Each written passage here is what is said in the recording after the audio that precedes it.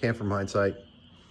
So we are going to do a little catch-up work, maybe a little investigative work into some axles. This video is going to be kind of a mishmash of some miscellaneous little pieces.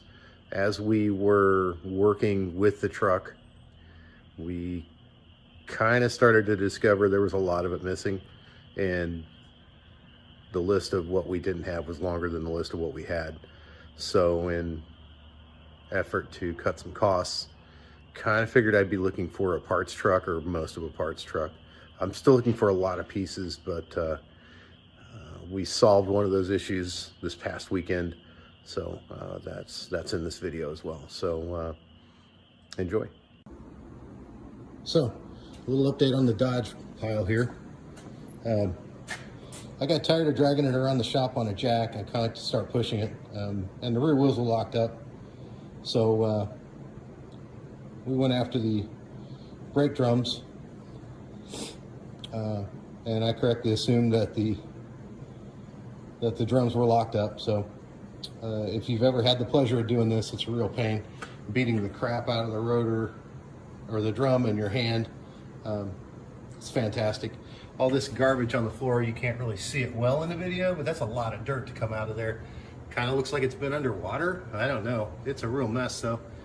I did get it off without breaking the drum, so maybe if the drum's reusable, we'll see. I don't know, but still couldn't get it to rotate, so I kind of just figured the other side was locked up too. So we go to the other side, knock the wheel off, and beat on it, and it comes off a lot less with less trouble, but it was locked up too. But I still couldn't get it to rotate. So I go to the center section and tap it around with a hammer a little bit, and it barely moves. It will move if you beat on it hard enough, but I'm not interested in doing that.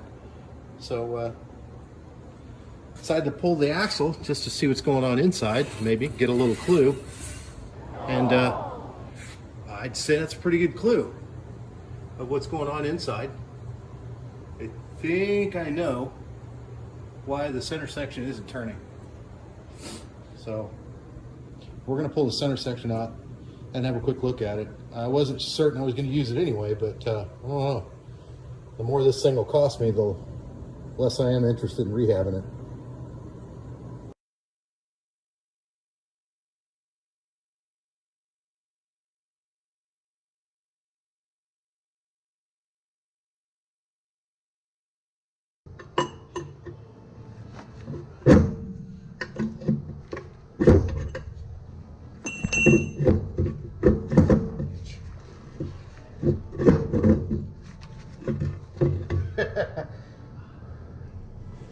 Kick ass.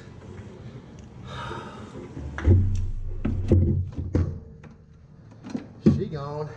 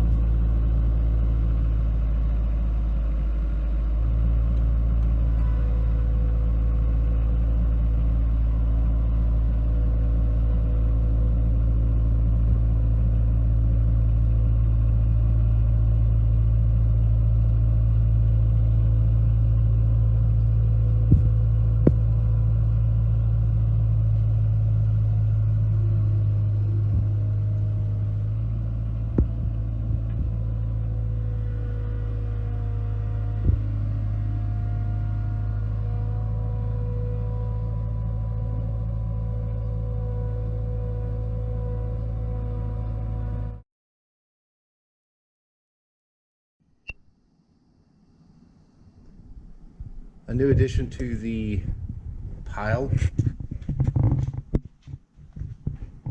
This cab that we went and picked up here over the weekend. Danny, Mark, and I went up to Sioux City to pick this guy up.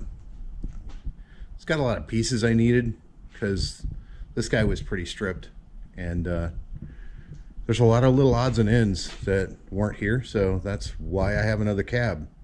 I was pleasantly surprised. A lot of this cab is a lot more solid than I expected, so I don't know. I'm not sure we're going to part this. This may be the new route. I don't know. We're kind of figuring it out as we go.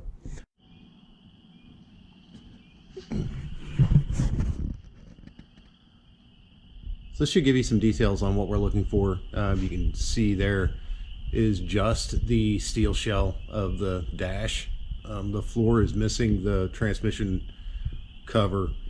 There's no steering column. There's no switches. There's nothing even in there to restore. The heater box is missing. And as most of you who have had the experience of buying parts online can attest to, buying that stuff's expensive, and then having it shipped is really irritating, paying more for shipping sometimes than the parts cost you. So we were going to try and find something a little more cost effective to get the parts in-house. You can look at the doors and see that we're missing crank hardware, windows, channels, covers, panels, things like that. There's just 1,000 tiny little things that would make this a pain to replace and get it all at once. You can see this dash is a lot less hacked too. The dash I had was pretty hacked up, so this is going to be a great parts pile for me, I think. Or this might be the next direction. I may put this one on instead after we put a floor in it.